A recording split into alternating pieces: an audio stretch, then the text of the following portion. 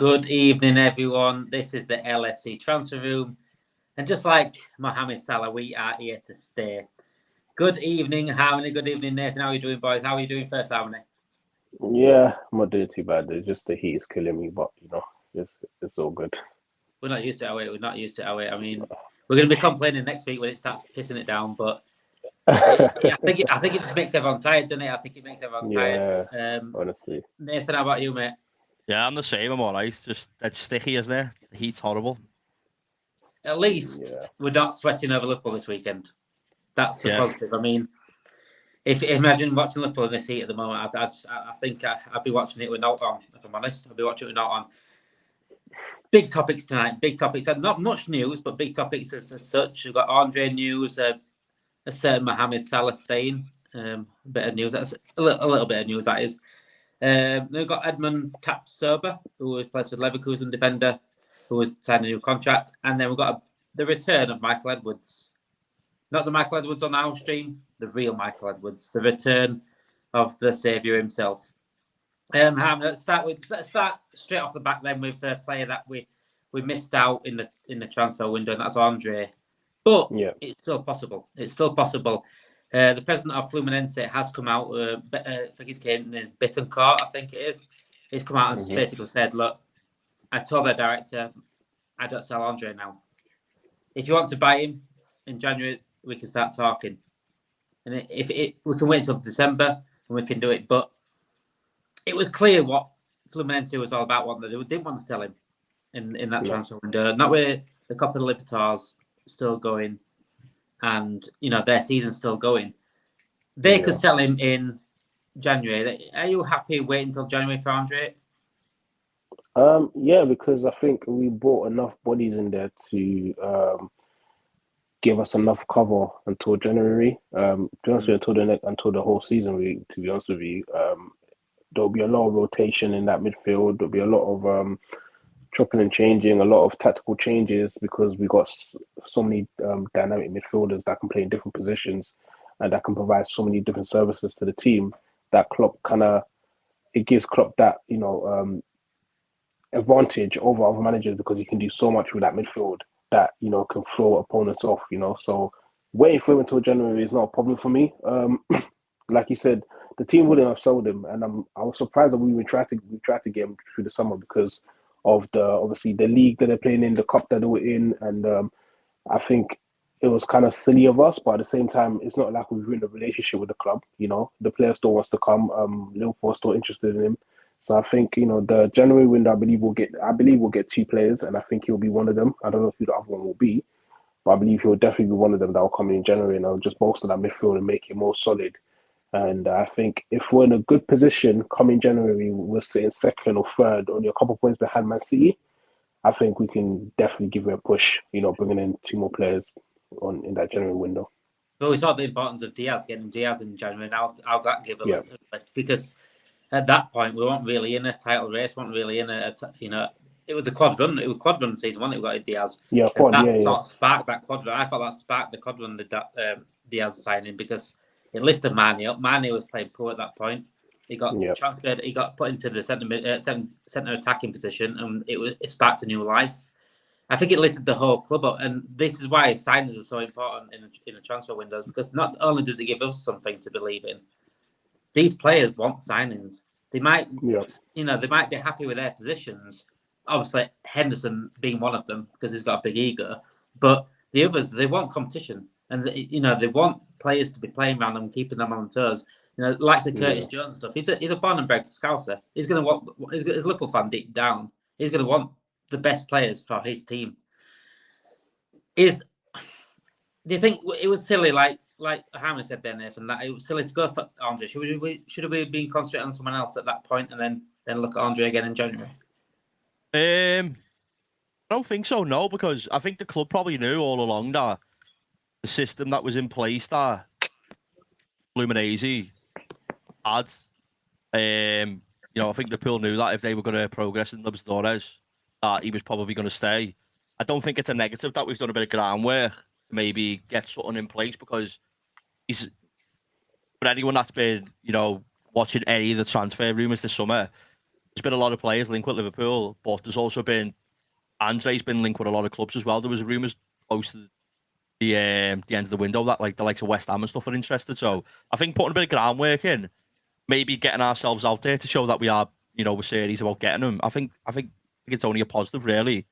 I think getting him in January would be a great move because obviously we would all expect Thiago to go next season on a free.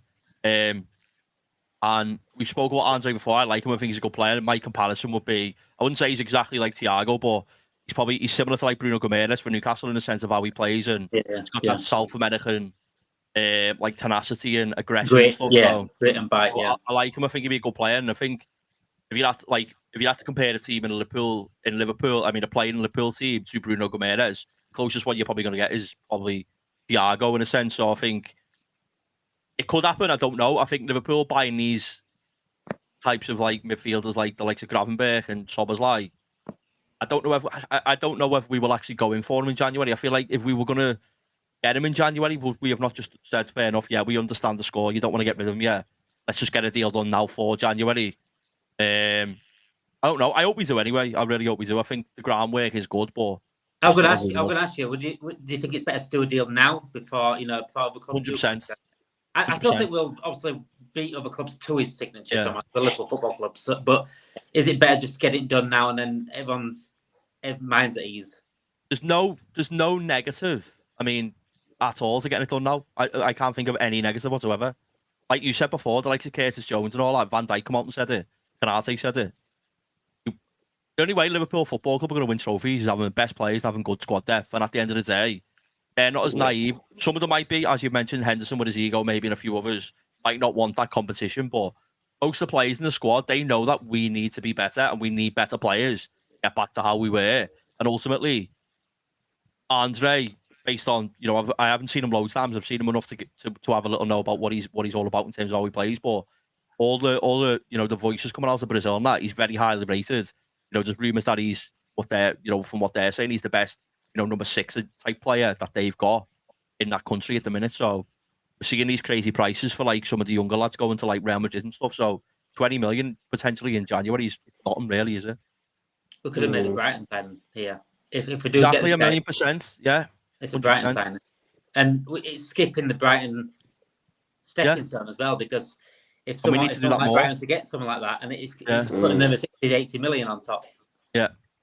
So it's about time we did something like that. We haven't done that all like that really for a while in terms of getting. Obviously, Diaz was one, but he came from Portugal, and same with Nunes. If he came from Portugal, it was only 1 year and 2 years, but they still made that stepping stone. It's about time we went straight to the root, really, straight to the root, hand in the soil, pull the root out. J Moose loving your jersey kit. You love that it was on the back of it as well. The Egyptian King's on the back of this one at the moment. And Nathan is loving all the clobber tonight. I think he's loving your Pink Floyd cap. And Jen, as per, paying for John Henry's wage at the moment. Thank you so much. One thing just to add with Andre, the only thing I would have to concern is the news about him come out like mid-July. And I know there was little links beforehand. Before we were linked with him, we were linked with Gravenberch quite early on as well. The fact that we've signed him now, that could affect getting him as well. I think that could be something that maybe Jay's posting in the chat talking about trusted sources on that Andre Liverpool's no more. It could be, the theory could be that we've signed Gravenberch now, so they don't want him. I hope it's not, because I do feel like we need more. Yeah. But I think he will be a good signing, but Gravenberch might be something that stops us from doing that. And when you hear, what gets me, Nathan, is some fans that say, look, we're going to be playing a different kind of midfield now. We're going to go for a different three. We're going to go back to the 3 players that we had before.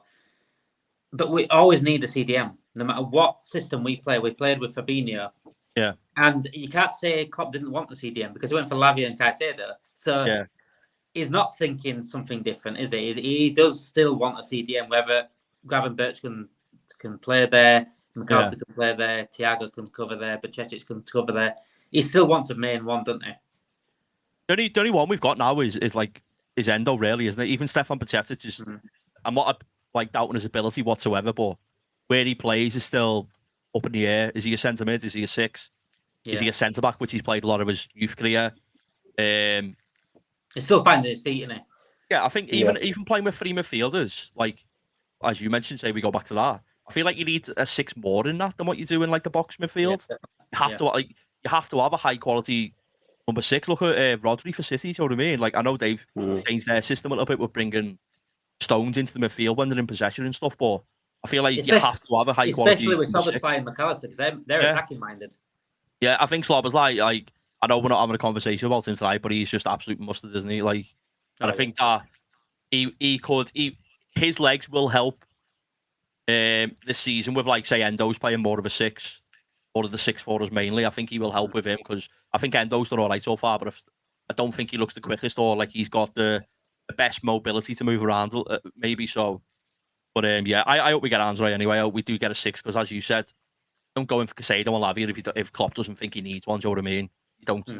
115 million we're willing to pay or whatever it was. Do you know what I mean? Yeah. Don't make a bid like that.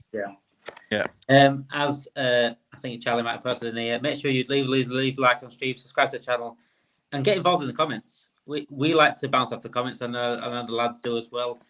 I like to bring up comments and see what I can, even if it's disagreeing with us. I don't even care if you disagree with us. I don't care if you throw banter at us or anything like that. I can bounce off it. And in fact, I like to bounce off it, if I'm honest. I like this sort of camaraderie and things like that. You don't have to agree. It's impossible to agree with everyone anyway. Going on then from Mr. Andre, the Brazilian, to the Egyptian king. He is staying. He is staying. No matter how much Al-Ittihad tried. Was it Al-Ittihad? It wasn't Al-Ittihad, was it? No. Was it? Yeah, it was. I think so. There's so many coming for our players, it's ridiculous. Or was it Al-Ittihad? Did anyone, just to bump into there, did anyone see the little video that someone made where it was like Salah's like original signing on? Yeah, it was unreal. Imagine Demarai Gray's face when he sees that, knowing that he's like literally the last option. Yeah. Yeah, I think they went for all the Liverpool players, didn't they? Then they went and got they went somewhere else, and then they went to Demarai Gray and got Demarai Gray instead. But they will come back for Salah. That's the thing. We know that. We know that. I think all of us LSE transfer room know that Salah is probably going to end up in Saudi Arabia, maybe next year or year after. Yeah. But how loyal does it show how loyal Salah is? If he's going to be turning down when you're talking, I think the rumoured was 1.5 million per week, 250 million pound bid. I mean, Salah's just a legend, isn't he? Ridiculous, isn't it? He is. It just shows to you that there's certain players that do have morals in their life, and they have loyalty for those that paved the way for them, that helped them get to the point where they are right now. And I believe he's one of them. And I think him himself, and I think he has like good counsels around him that basically probably just told him, look, they're gonna come back to you next season because you're Muslim, you're Egyptian, you're good. Like, you fit in with everything that their culture wants to obviously represent when it comes to the league. They're gonna come back for you, So you have you don't need to rush, to get there this season. You can play the rest of the season, and the next season, it can be 2 clubs that want you. And like I said, I think I said it the last time I was on stream. Like I think on Monday, I believe we're talking about him. I said Liverpool in a great position right now because we can wait until next season, until next summer, and 2 clubs come in for him, and they become a bidding war, and we just go, okay, who's the highest bidder? You know what I mean? So we're literally in such a good position because we can get John Henry be buzzing. Yeah, you know what I mean? So it's like we have no rush, we have no need to sell the guy. And I understand why a lot of Liverpool players a lot of Liverpool guys and fans are saying sell him because a lot of money, we strengthen the team. But you're forgetting one key thing. He's part of that team. He's part of the whole tactical things that Klopp wants to do with that team. He's part of the plans that Klopp had for the whole pre-season, for the season. He's part of that, and he's a major part of that. And you taking that away from the Liverpool team, it weakens us. It doesn't strengthen us because we can't go in the market and get somebody else in because the market is closed. And I think that's what a lot of people are not understanding, that the market is closed. We can't go into the market. We have to wait until January. And by the time it hits January, we could be sitting in 7th. Like it's like sitting in the position where Chelsea are sitting right now. You know what I mean? So it's all well and good having the money in the bank, but if the team on the pitch is not performing, players will not want to come because they're thinking, why would I want to come to this team that's not performing well? I'll rather go to another team that's performing well, that's doing much better. You know what I'm trying to say? So I think we're in a great position. I'm not surprised that he stayed. I didn't think Liverpool were going to let him go, regardless of how much they were going to pay for him. And it just puts us in a strong position next summer where we could have a actual war chest this time because the money's going to come in because of Salah, and we can strengthen that right hand side and other areas of the pitch. Thing is with Salah, like you said, it's hard to replace. It's impossible to replace. There's only the Mbappe on his level in terms of a winger in the world. Saka's probably not close behind, but he's like the next step. But regarding Salah, I got told by like my non-Liverpool mate saying like, you wouldn't say no to 200 million. But I said I would say no to 200 million. I don't think you realise. And they said it's 31-year-old. He's no ordinary 31-year-old, is he, Nathan? No, not. This is the thing that people like miss out on. Like, not to go away from that completely, but both Salah as like a product and as an athlete is not the same as any average 31-year-old. As Harmony was saying before, like he's such a big signing. Like he is literally the jewel in the crown in that side, that part of the world. Like he's probably the biggest or the most sought after possible athlete that they could get in terms of like a Muslim footballer. He's probably the biggest Muslim athlete out there that you could possibly get. But he's only just turned 31 a few months ago. But and his fitness as well, though, Nick. That's what I'm about. That's what I mean. Yeah, like his fitness is. But another thing as well is like it's the way he thinks. I you know what? People could disagree with me. It wouldn't surprise me if he signs a new contract. Genuinely wouldn't surprise me. If Liverpool do well this season, he might stay and think, do you know what? I want to win another Champions League or I want to win the league because he's got that mentality that he is. I think personally, it's more than money to him. Like you can obviously talk about like I'm not saying he's as good as Ronaldo and Messi, but in terms of like what he's done over these last 5-6 years, he's put himself in the top category of footballers, and you can just tell by the way, like even little tiny things, like when he misses a shot when he should be scoring a goal, like he's got a different mentality than what most footballers have, and I can see him staying. And 31 years old, literally every football fan that has not been a Liverpool fan has been like, why didn't you accept 150 million? Like, because next season he'll come back in with the same money, and even then he might stay. And like, I agree. I don't think you can replace him. To replace Salah in Liverpool, you need to go and buy 3 or 4 players. You can't replace him solely. And one thing I will say is I've not got the what's the words? I don't believe that Liverpool Football Club at this moment in time. I couldn't trust them with 200 million anyway. Personally, exactly. Is that all 200 million going to go back into the players? That's what I mean. I don't know. Yeah, yeah. No, that's true. That is if true. I say no, give us 200 million, we can spend it elsewhere. Yeah. Are we certain that's going to happen? Are we certain John Henry's going to go? You can have all 200 million for transfers. I'm not. I'm not certain at all. Because if that were the case, we'd be laughing every single. One thing. Let me just go into what. Sorry about this. I forgot to say. One thing that people underestimate as well. Salah, the football brand itself, the amount of money that he'll generate for Liverpool Football Club. Like Liverpool waiting an extra year, he will make Liverpool a lot of money. Like a lot of money. Like I don't know if you've seen like the terms like the following. Like there was an interview a couple of days ago. It was like a YouTuber speaking to Egyptian national team player. He's a Man United fan, and he was even the way he was talking about Salah was absolutely ridiculous. Like you love him. Like not even just Egyptians, like just like in general, like the Muslim community and all that. What I'm saying, like what he brings to Liverpool Football Club in terms of like the eyes he gets on the team is ridiculous. Like he will generate them so much money. Yeah, no, it's true, and it goes. Forget about like the money side of it. We know that how much money he's going to bring in and the performers. What people another thing that people missed out is you're basically losing out on 25 goals every single season and about 15 assists every single season. So you got to replace that with something. And I don't see. Yes, you can spread it out between the front men, but I can't see any of them giving us the amount of service that he does. The way he affects the game, the way he does. So that is something else that you're going to be taking away from the team if you chose to sell him.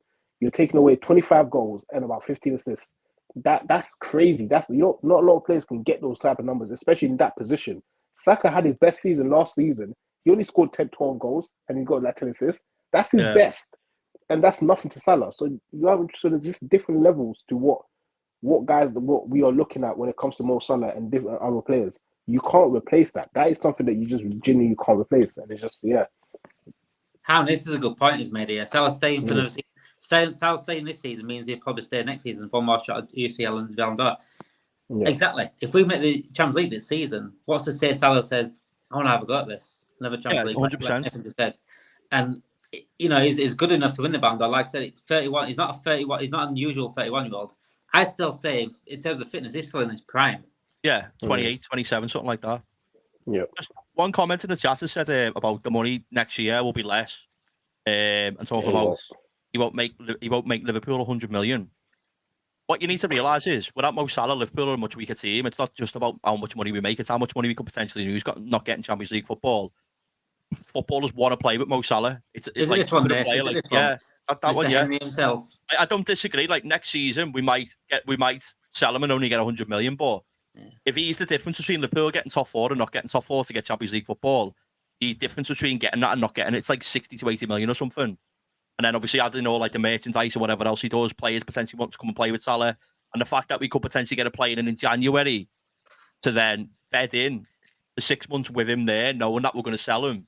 I just think selling him this late in the window, last week or whatever it was, but however much money, say he did come in with 250 million. I know people look at it and think that's a lot of money. It is. There's so much more negatives in my opinion than what there is positives. There's not many. The only positive is 100%. A lot of money all at once that you can't spend. Let me give you an hypothetical, Nathan. Let me give you a hypothetical. Say we didn't get rid of Henderson and Fabinho. We might have brought McAllister in, but not Szoboszlai. Yeah. Maybe not Graven Birch. Do you think Salah looks at that and is more tempted by Saudi this year? 100%. 100%. Yeah. Listen, like I said before, footballers, especially the ones at the top level, they want to win, but they also understand that they need to have the best players around them because they ultimately can't do it on their own. Next season will be interesting. Like I said, I hope we offer him a new contract. I think it is possible. If we go into next season, we've had a decent season, but then we don't spend any money, the window is going to be very long, and Mo Salah might end up going, well, do you know what? I've done my bit and now I'm off. Do you know what I mean? It's all about ambitions, isn't it, Armin? It's just ambitions. That's what it is. If the board start matching our ambitions as fans and as players, then they're going to be wanting to stay. They want to. There's very rare a better club than Liverpool around the world to really push to be the best, to win your trophies, to become a Ballon d'Or nominee. There's no better players. There's Real Madrid, Man United, Barcelona, and Liverpool, the top 4 clubs in world football. There's no past that.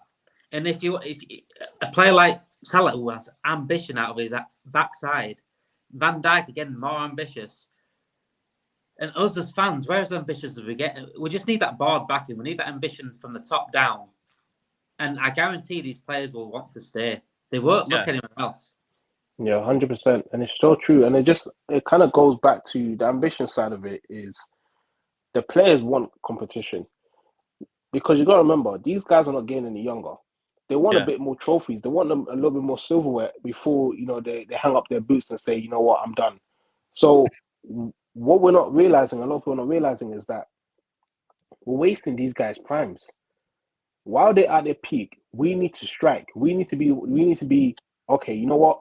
We're red hot right now, but we need to add more fuel to that fire. We need to bring more talent. We need to bring more competition for these players to step up their game. Because what happens is when you bring in when you bring in a player, what it does, it lifts up the whole team. It lifts up the whole change room. The manager feels more energized. Okay, I got a new project. I got a new guy that I got embedded. And if you bring in a competition, let's say we bring in a centre back, Virgil, Matic, all of these guys, they're gonna step up their games in training. They're gonna train a little bit harder because they know if I don't perform, I'm not playing. I'm sitting on a bench.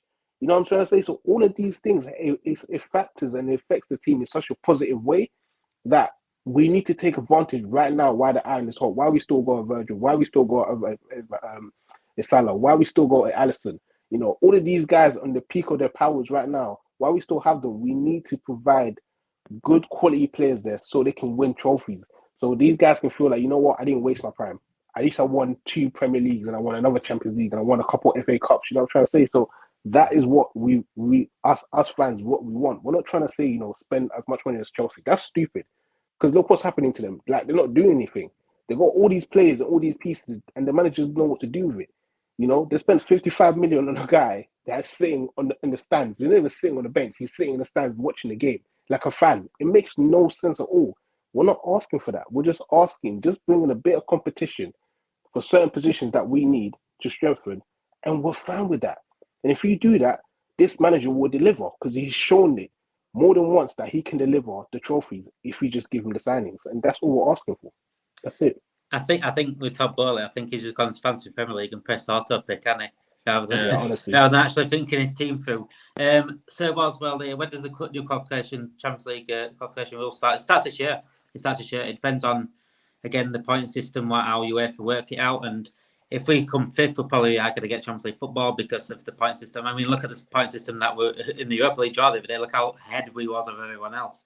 It's to be expected, one of the best teams in Europe. So, Salah then, Nathan. I mean, I spoke about this with Rico on the pod, which is out tomorrow, by the way, our new podcast. I think it's out tomorrow. And our new podcast is called You'll Never Talk Alone. Please subscribe to our channel because that will be coming out soon through Spotify, Apple Music, even on YouTube itself. I spoke about this. Is Salah the greatest Klopp signing of all time? He has to be, doesn't he? I think he has to be. I mean, we did top five. We both agreed with Salah being top. I think it's one of them, isn't it? Like you can have a conversation about like who's been the most important signing and stuff like that. But in terms of best, it's got to be him. Like it's just the fact of how long he's done it for now. It's just like like you can't like. I personally in my life, I think the best football I've ever seen play for Liverpool is Suarez. In terms of like the ability, but you like Suarez, you can't put him into them conversations. I know obviously it's not now because obviously with Klopp signings, but you can't put him into like the Gerrard conversation or anything like that because he wasn't there long enough. With Salah, I still think Van Dijk's a world-class centre-back. I'd still put him top 5 in the world. I think he's that good. Alisson's another one that you could argue with for as well. I think goalkeepers go a bit unnoticed. It was. I mean, it's going to come out tomorrow anyway. We both agreed. We both agreed that Salah, Alisson, Van Dijk in that order was the top 3. I think Van Dijk could have got number 2, but being Alisson's consistency, like sort of dropped off a little bit. Yeah, it sort of took the second. That's what I mean with the injury to Van Dijk, missing like a whole year, and then maybe not having the greatest seasons last season, but he was still good. And then I think just the massive down performance of last year as well. Like, we'll obviously put down maybe how good he might have looked to the outside as well. But yeah, I'll probably say it has to be Salah. Yeah. How many goals he got now? Like every year, like 25 plus, isn't it? Like every 5-6 years, it's ridiculous. In terms of the club, he's a winger. Yeah. Like I know people will go, "Oh, he plays further forward." Go and check his heat maps. He's a winger. Simple as that. Yeah. Yeah, no. I think I would argue between him and Alisson. Those are the two I'll argue because I can see why I would pick Alisson. It's the consistency in it, though. It's consistency is key.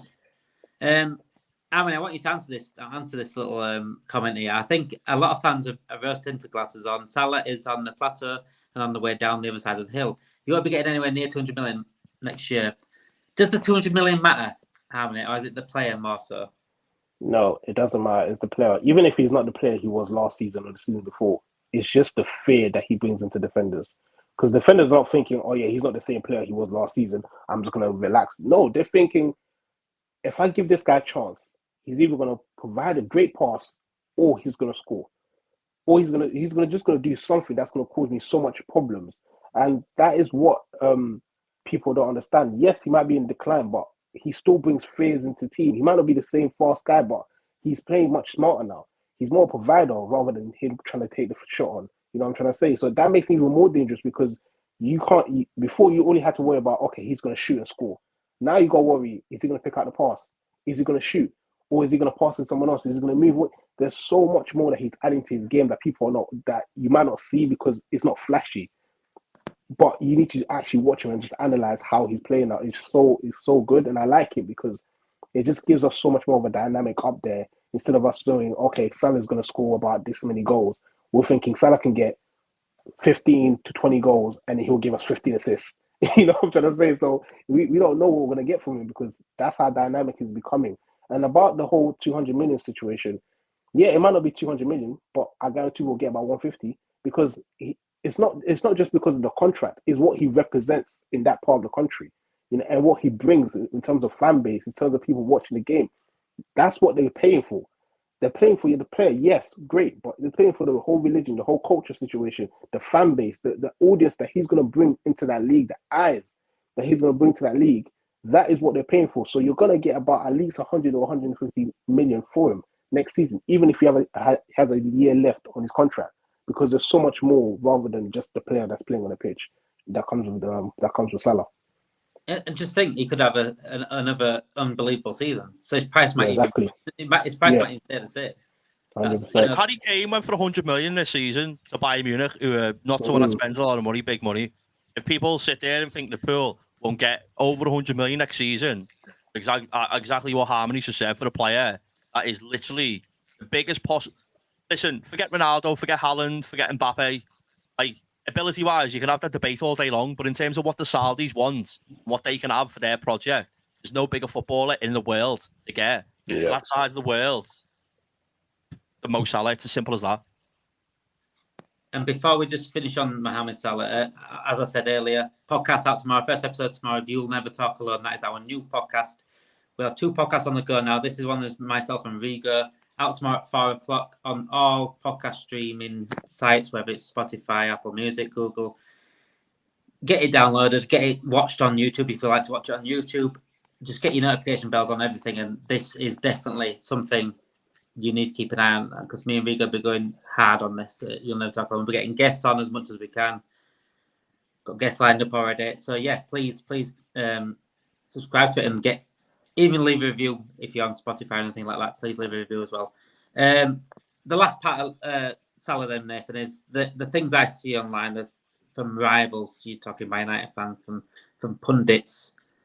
The sheer disrespect Mohamed Salah gets, to me, is unbelievable. I mean, I see it every day. I see these little clips or little videos of someone putting him down, saying he's not in the top 5 wingers in the world.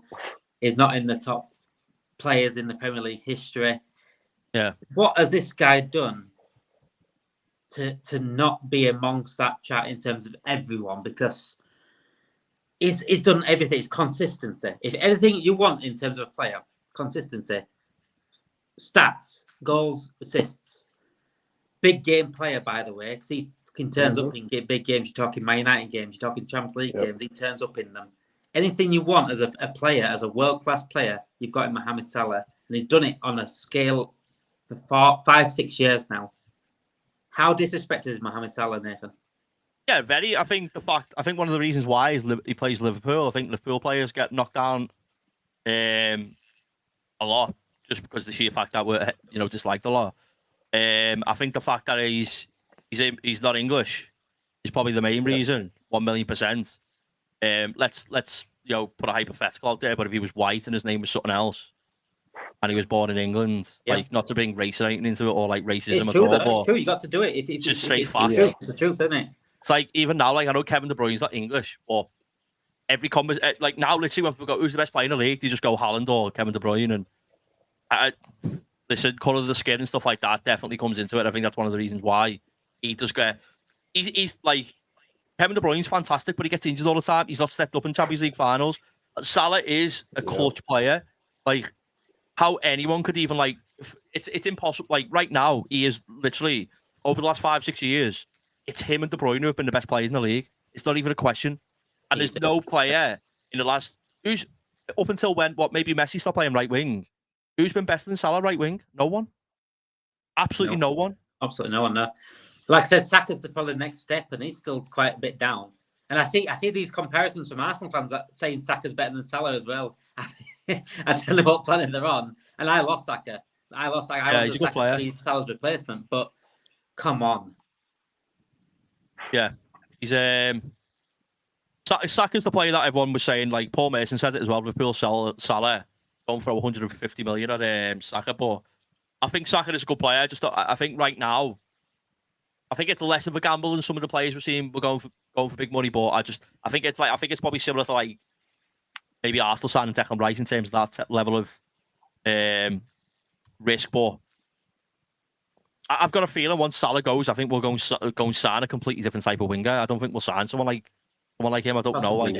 I think it'll be different. Do you resonate with this, Smith? Yeah, 100%. Kiss the Scouse arse.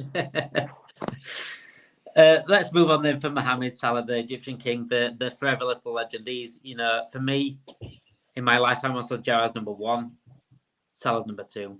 and that's how much I rate him. I think he can rival Gerrard. That's the highest compliment I can give him, because Gerrard literally was my childhood, the reason why I even had faith in anything. I mean, when Jimmy Troyes went at the back and Kyrgiakos next to him and Paulson in midfield, when you got Gerrard there, you've always got hope. Yeah. So when I'm putting this guy next to Gerrard, that says a lot about Mohamed Salah, and that says why he should be regarded as a Liverpool legend and definitely in the top 5 of Liverpool players of all time. Going into a little bit of different talk, a little bit another player that we tried getting was Edmund Taposba from Bayer Leverkusen, defender. They signed a new contract saying they don't want further attacks from Liverpool at the moment. That was, I think it was Christian Falk through the cut offside. So we went for a defender, We went for a defender, even though we said we didn't want a defender and we didn't have enough money for a defender. It looks like we have tried with this guy because, Leverkusen basically said we tried a bit. How important was it to get a defender in the transfer window, and how much will it affect the season? I think it will be a massive impact because it just gives us so much more options, and instead of relying on Matip. And even though Gomez has been good these last couple of games, and him and Matip had a fantastic game against Aston Villa, it's still the availability. That's something that you can't put a price on. If a player can be available and be an option every single time, you can rely on him, you can't put a price on that. So us gaining a centre back like him, and I believe that even if this whole new contract to stop Liverpool, if Liverpool comes in with about 60 to 70 million, they're going to sell him because they're not a big club. They probably need the money as well to probably reinforce. So, you know what I mean? So it doesn't stop us from getting there. It's just that we have to pay more because of the whole contract length and everything like that in negotiation. So that would probably be the only problem. But in terms of the player, I believe that it will be a great signing for Liverpool if we can get him in. Because like I said, the availability will be great. The option will be great. And I think we need to start looking at someone who can be an understudy to Van Dijk and who can replace him once, when he falls off and, it's not the same player that he was. So us looking at that kind of young player, young centre-back there, I believe that's a great option. It's the right fit, innit? It is the right fit. Someone said if Bakayoko, Andre and a decent centre-back next season with Salah money, I'll be happy. Is that enough though, Nathan? Because if you think about it, we wanted a centre-back this season. We wanted a CDM this season. Next season, we're going to be losing possibly Matip. Gomez, Gomez may improve, and Van Dijk's only getting older. Yeah. If we're gonna if we're talking like that, Bakayoko, I don't think Bakayoko's the answer. By the way, I think that he's a good young player, but I don't think that to get him to replace Salah for me then again it's not going to be replaceable to bring him in and expect to him to just start. I don't think is what I would do, but in terms of getting a centre back in, the only way that's going to work is if we're going to buy someone like Bastoni or someone that's at the top. But even then, as you've just mentioned there, let's say Nat Phillips leaves, let's say Matip leaves. We already needed the centre back this summer before Nat Phillips left. You've got to go and sign 2 or 3 centre backs. I understand that Concert, if that's how you pronounce his name's come through, and he looks quite good. To be fair, I'm quite happy with him staying, but I wouldn't be happy with that. No, I think Andre again. I'm glad that we're going to buy players like that, but I'd still next summer. I can see maybe a couple of midfielders. I don't think it might just be Thiago. It wouldn't surprise me if I hope it doesn't happen because I want to see it. It wouldn't surprise me if we're seeing Elliott or even maybe Curtis Jones leave if Curtis Jones keeps getting injuries or Elliott doesn't get played, because I think we've already seen this so far to this season. I think Elliott looked really good when he's come on, but I don't think he's favoured by Klopp. And I think with that English money that you can get for these players who are homegrown, I just think, I don't know. I hope we go and spend next summer like we have this summer. I think we need to do a bit more, because I think we don't want to be going into the season after where we're thinking we only went and signed 1 centre back. We still need to do more. I feel like next summer could be the summer where if we get it right, Liverpool will be back to where we should have been already. But the lack of signings has put us in the place where we are. I mean, as El Hero said here, we've still got Konate, the new Matip, but he's injury prone. Joe Gomez, you don't know what Joe Gomez is going to get. I mean, he was good at the weekend, but then last season he was 80% terrible in every game, and he's injury prone himself. So Konate RCB, Gomez LCB is infinitely preferable to Matip, and Konate, keep that, Joe lad. Yeah, exactly. Though when he says keep that up, Joe Laddie, you can't rely on that though. You can't just say rely on a player that plays one good game in Godwin's world. That was like Naby Keita. Naby Keita played one good game in that, and you can't put your eggs in that basket and hope for the season, because especially if title challengers, top 4 contenders maybe so, but title challengers you can't do that. Joe Gomez needs to show now. Now he's got a chance, because Konate and Van Dijk could be out for a little bit longer. He's got a chance now to show that he's here and he's staying for the good part of it, and he's here and he's going to be consistent, because there's no good putting that performance in then and then in a couple of weeks against Last Lings and Wolves, it pulls out a terrible one. So it's up to Gomez to step up. It's up to players to keep fit, but what do you expect when we've got injury-prone players at centre-back? It's the same as it was when we had that injury-prone season. Before I do get into the last bit of news, which is quite a big news, but not big for Liverpool in terms of change, but please make sure you like and subscribe. If you are new to the channel, please subscribe to the channel.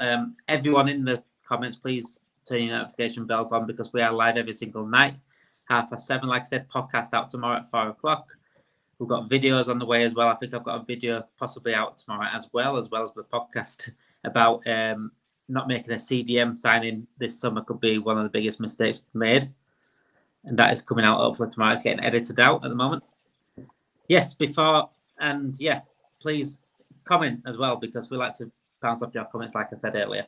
The last bit of news today then, guys, before we get into the last 10 minutes, and I might bring some questions up from the panel, from the people at the bottom in the comments. Michael Edwards has returned to sport. He's launching a advisory business with Ian Graham, former Liverpool Ian Graham. It's called, I think it's called the Ludonatics. I think it's like that, Ludonatics. And they work with multiple ownerships and clubs to help them with their financial parts of their clubs. When I saw this tweet by David Ornstein, right, a little bit of my pants bulged slightly. But then I read the whole tweet. I honestly thought Michael Evans was returning to Liverpool, especially with the rumours in the past couple of weeks. Yeah. Nathan, how would you have reacted if Michael Edwards was returning to the Promised Land?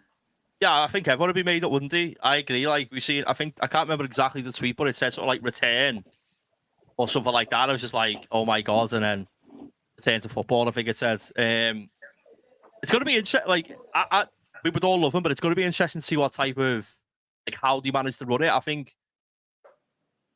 I don't know if it's going to be a good thing or a bad thing, like in a sense of like all clubs, because if he's getting something put in place that a lot of clubs are going to be able to use, I don't know if it's going to be the same systems or anything, but I don't know about you, but I dread the thought of like Man United or someone who have got money to spend having someone like him being able to help them when they've got absolute clowns running the club at the minute. You know what I mean? Like I don't want that to happen. But could it be a benefit of Liverpool where we go, do you know what, come in for a couple of months in the summer and help us with a director of football to get stuff, set up or just before it? It could be good for us. I don't know. I don't know how to take it really. I think this guy said, honestly, I was on the first half MGL. Yeah. It reminded me of Liverpool Man United last season, where Man United fans got a little bit excited at half time. They had a little bit of hope at half time, and it all got blown out of the water in the second half. Yes, it was exactly that. That's exactly what it is, and we don't want another one of them again. Yeah. How do we go forward now then? With obviously Schmacht is now finished at Liverpool officially. Well, for that to the first, I think his contract run out. We don't have a sporting director at the moment. Do we sign him up full time, or do you think we should be looking elsewhere? Honestly, I believe he's our best option because he really knows the club. He's been there. He's the one person that actually stands up to Klopp and not let him just have the pick of the bunch. And I just believe that it was a great partnership. Yes, they probably had disagreements. Yes, there were certain things that he didn't like that Klopp did, that Klopp did, that he did that Klopp didn't like. But that's how relationships are. That's how you build a strong relationship, because you fight and you understand each other and you resolve it. So for me, it would be a great thing if we could bring him back. I don't care how much it costs, how much you ask for, just pay for it. Because the work and the evidence of what he can do has been shown by the Champions League, the Premier League, the FA Cups, the Carabao Cups that we won, you know, the Super Cups that we won, the FIFA World Cup that we won. You know what I mean? It's been shown there as proof that what this guy can do, and not even a lot of money. You know what I mean? He doesn't need a bunch of money to bring in these talents because he has such a great eye for talent, and it's just priceless. So for me, honestly, I would love him to be at the club, but if not, then I don't know who else we can really go for. Junior Ward, I haven't seen too much of him, what he has done really and truly to kind of warrant him coming back. But if we got him, he can be another option. But for me, Mike Edwards is the guy for me, honestly. And I believe that he should definitely just come home, please. We need you. Nathan, imagine next year, Salah goes to 200 million. We get Michael Edwards in. Yeah. Good. How do you think John Henry's heart's going to be? Probably not very good, like, is it? We're talking hypotheticals here, and like even just thinking about having 200 million, and I know we're not going to have Michael Edwards, and we're going to have someone else there. Yeah. It's killing.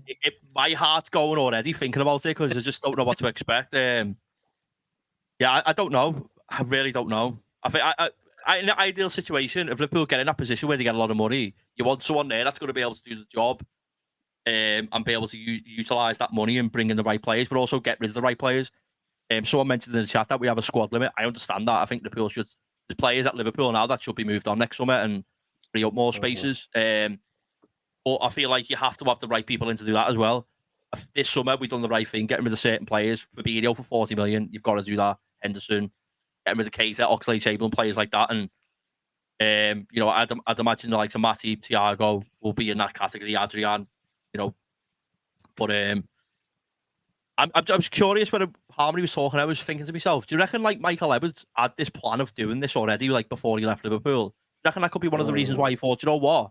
I'm going to take a year or two off or however long it's been and to focus on maybe having a little bit of a break and get something set up because ultimately, is he going to make more money working for Liverpool or is he going to make more money working for all the clubs around Europe and Middle East and all that who are going to be offering him a lot of money to get things put into place that made Liverpool very, very low in the net spend bracket, but also win trophies that people would never thought that we'd be winning or, could they say, well, that Jurgen Klopp as well, so you know what I mean? I don't know.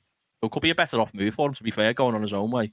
I mean, he can't have a better CV, can he? I mean, CV basically can say, look, I got success under FSG's ownership.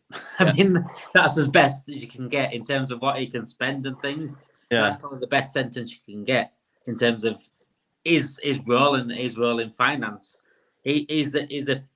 I mean, when there were rumours about him linked to Chelsea and Man United and Chelsea fans were licking the lips because they couldn't believe that they were linked with this guy. This guy was Harry Potter in this sort of world. He's spoken about now as being at the top. Like people talk about him now as being like, if a football club wants to get a director of football in now, he wanted to be him. Like that's how, because people like the model that Liverpool have had over like the last 4 or 5 years, 6 years or whatever it is. Liverpool has been the model. Now it's transitioned to the point where we look like a very poorly run club. And people are looking at the way Brighton are ran now, do you know what I mean? But like, he was the guy, everyone wanted him, and like, unfortunately we lost him, and hopefully we can, if he doesn't come back, we can somehow use his services to an advantage to us, because Gordy knows the club and all that, do you know what I mean? As Jamie said here, 7 more likes till 50. Please come and get to 50 or 60. If you can get us to over 100, that'd be great. We've got 133 people still watching at the moment. We'll be close to 150 throughout the stream. If you are new here, please subscribe. If you're not, just like and just comment as well. Last 10 minutes, we're going to answer your comments anyway. I want to get some questions from the guys in the comments. Everyone, please, whatever question you want, whether about his Henderson, about Salah, about Gravenberch, anything you want, just let us know. Gakpo has scored a goal for Netherlands, apparently. To Jamie. There was a question before, by the way. I think Jay asked it. Was it Jay or someone else? Talking about it's son who he's at. I think he's at McGladbach. We'll ask him, like, because obviously his son's at Gladbach. Yeah. From Gladbach. Oh, it was Gladbach. I forgot to. I seen it before. Yeah, I think that's where he's at anyway. We could talk about this one actually. Alisson didn't actually make the Ballon d'Or goalkeeper list. But it's the Yashin award, I think it is. But yeah, first thoughts on that then, Harmony. Alisson Becker not making that nominee list to me, it's probably the most ridiculous thing I've ever seen, especially when Ramsdale was in there. I think Ederson was in there. It was 10 times better than both those keepers last season. Yeah, I think I understand why he wasn't in there because we had such a poor season, and I think a lot of the because the journalists that pick these players, don't they? I think it's journalists and I think the certain players that can vote. Yeah, I can understand why because we had such a poor season. We were up and down. We lost a lot of games. Our standards dropped so much. So I can understand it. But if you're really looking at ability, just abilities alone, then you can argue all day and say Alisson should be there. Because none of those keepers in that list are better than Alisson. Not even close.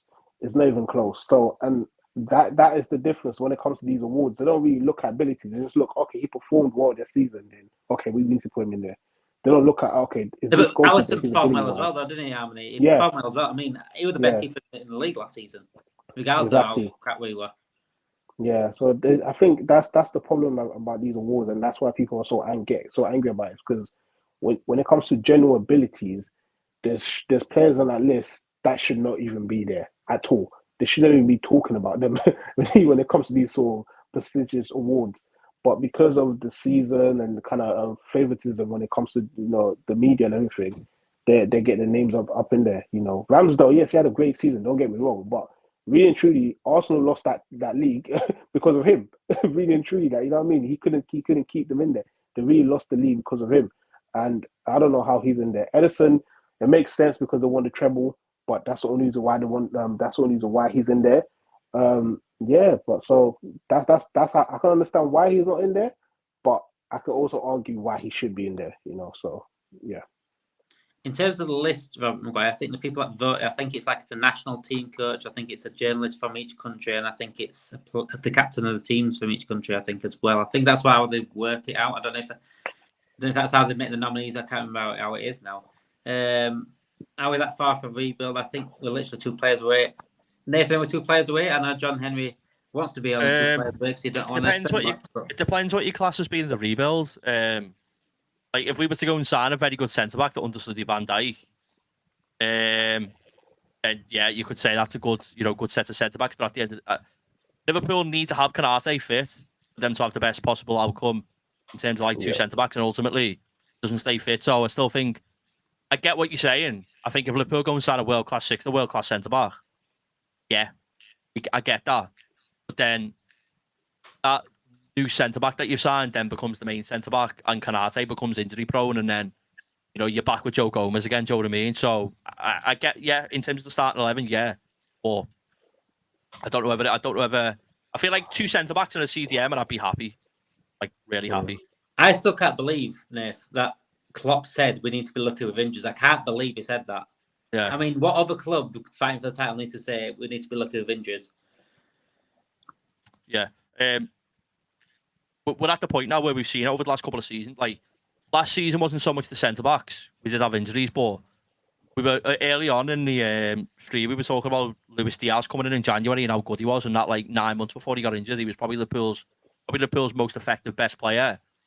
And I feel like we've added a few players to maybe the forward line to be better, but we obviously had a lot of injuries. But go back to what season was it 2 years ago, 3 years ago, when we had basically Reece Williams, 2 years ago, 2 years ago. Reece Williams, Nat Phillips, Henderson, Fabinho, and Kabak playing centre back. Yep. A club as big as Liverpool Football Club should not be in that position. No, where we're having to do that. I get that. We're never going to have the depth that City have got a centre back. They've probably got about 4 or 5 60 million plus pound defenders. But you should even Man United fans were moaning the other day about having to play Evans, which I get. Evans should be starting, but you're moaning about Harry Maguire getting a game. He cost 80 million. I get he's shite, but it baffles me. We had to loan a player who was terrible. We had to play Reece Williams, who was playing in the Championship or something league season before. We played Nat Phillips, who was playing in the second Bundesliga, and then Henderson and Fabinho at centre back. And the only reason why we got Kabak and Davis in January is because Fabinho got injured. Exactly, I think they were happy to see just Fabinho at centre back for the rest of the season. But I think, going off one of the comments in the chat, Klopp said we don't need midfielders. I don't ever believe that Klopp didn't think we ever needed midfielders. Ever. Yeah, He's not stupid. Not stupid. He knows. He went for too many in Bellingham early on. Exactly. I'm so happy this summer that he's actually said it quite a few times that we're trying to get stuff done. Because he knows where we're at. And people can sit there and blame him for some things. He's probably, rightly so. You can't, you know what I mean? But he knows that we need it. And, it's like we said before, that there's stuff needing to be done when the likes of Van Dijk, Canate and all the players are coming out and saying, listen, we need to get business done. We need players to get better. Do you know what I mean? It was a freak season. Where does Trent play if Salah moves on? I don't know if Liverpool lad is trying to say Trent moves on to the right wing here, but... No. He does. He stays in that position, and we get in somebody else to play in that position. I do not see Trent going in that position. It'll be a problem for him because he wouldn't have the amount of space he normally has.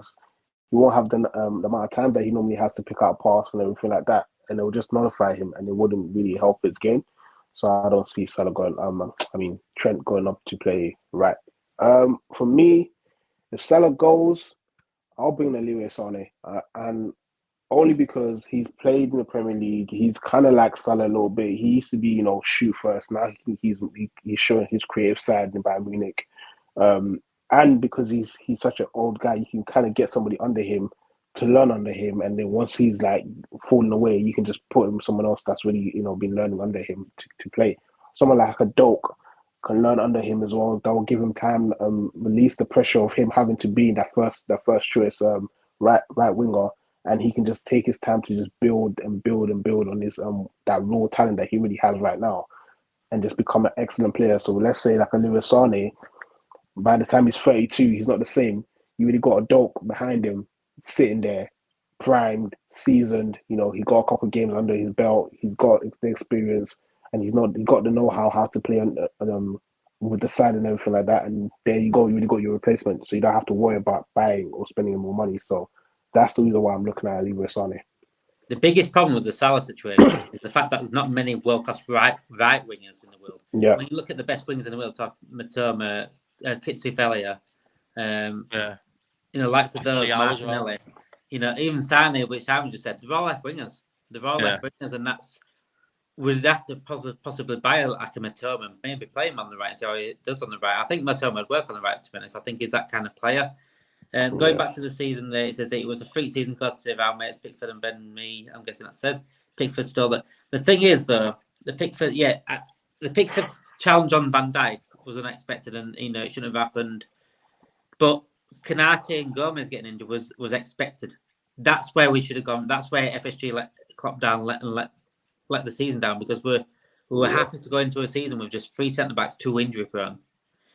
As a business, when we talk about John Henry being the best businessman around, as a business, you don't do that. As a business, you plan for the worst to happen.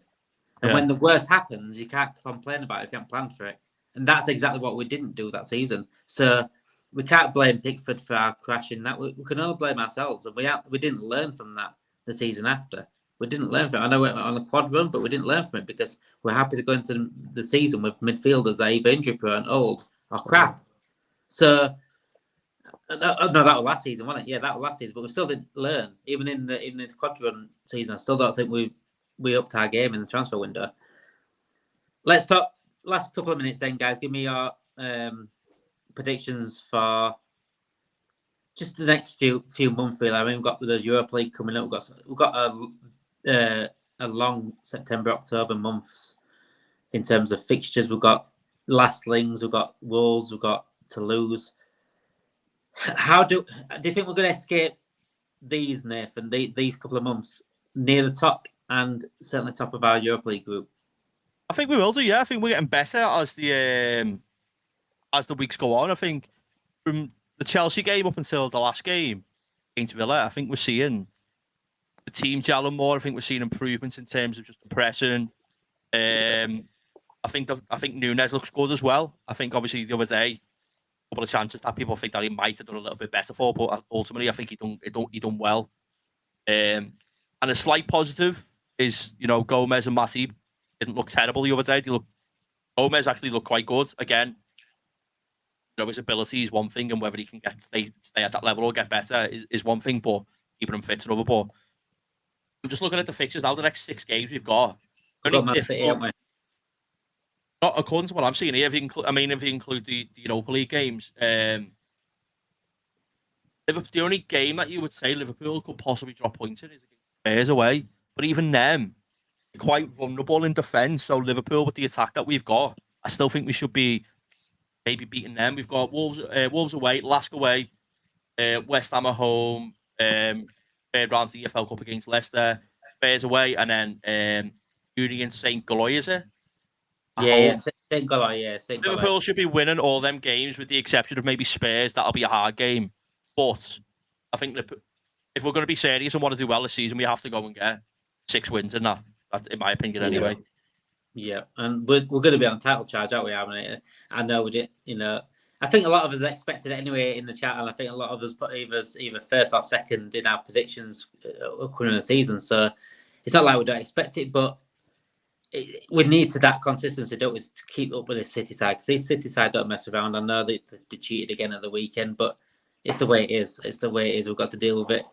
I mean, at the moment, I feel like Tottenham and Arsenal are sort of levelling up as well. So I think it's going to be an interesting season, haven't it? Do you think it's a far-away race with Tottenham, Arsenal, Liverpool, City? I don't think Tottenham is going to stay with this consistency because they ain't got enough depth on their team. Because if they get one or two injuries, their season is basically ruined.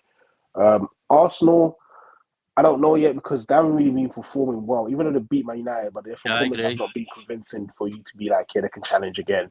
I think their fans are just saying that because they got all these new players and they're just kind of excited. The excitement of last season is still carrying on because they feel like, they've done something. But I don't know when it comes to them. I need to see a couple more. I need to give it the next 10 games.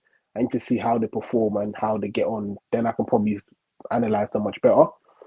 And for us, I think we're in the same boat when it comes to the Arsenal situation because of that midfield. Because we ain't got a 6.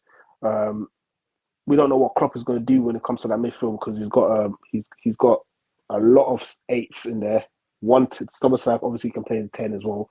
McAllister can play the 10, he can play the 8, and he can play the 6. So we need to see what Klopp does in that midfield and just kind of see how we get on with these next couple of games that we've got coming up to kind of gauge where Liverpool really are. If we come out drawing one game and win the rest of our games, we're in a great position. We can be confident enough to be like, okay, you know what? This season we can progress because we're seeing that this midfield is gelling. Our defense is really good as well. If we can get a couple more clean sheets as well, that'll give us more confidence as well going into games. And just to add to the Nunes situation, Martinez actually touched the ball. I watched the replay. He actually touched the ball. And I think that's what kind of threw him off as well because he was coming in and that ball came quicker than what. So you can allow over that one. Even though he should still could have scored, but Martinez actually got. It wasn't an easy chance either. Like the ball was coming at some pace, and he had to throw himself. He had to throw himself at it, didn't he? Exactly. So we can give him a pass off on that, but he played really well.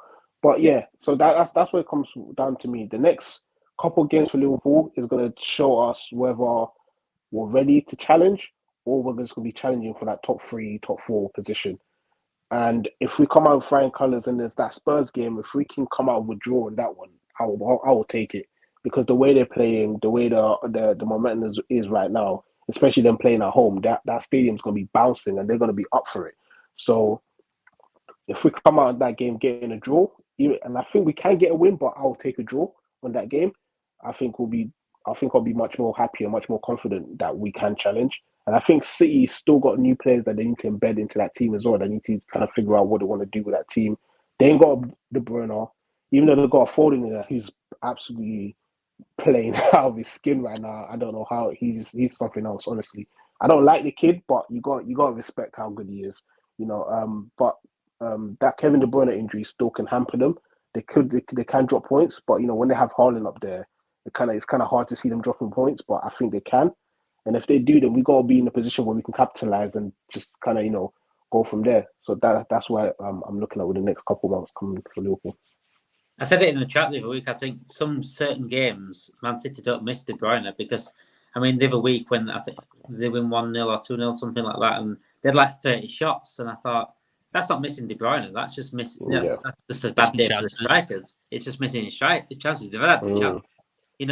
If I didn't know Man City, and if I didn't know they had Haaland, if I didn't know they had Alvarez, and I went into the game looking at that. They got 30 shots. I'd say they need a striker, Yeah. not a De Bruyne.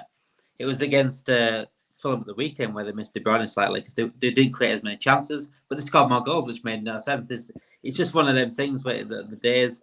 Some days the guy are going to miss De Bruyne, some days they're not. The more likely it is against the harder teams where they're going to miss De Bruyne, where they need to have that player that can make that creative pass, have that player that can create space out of nothing.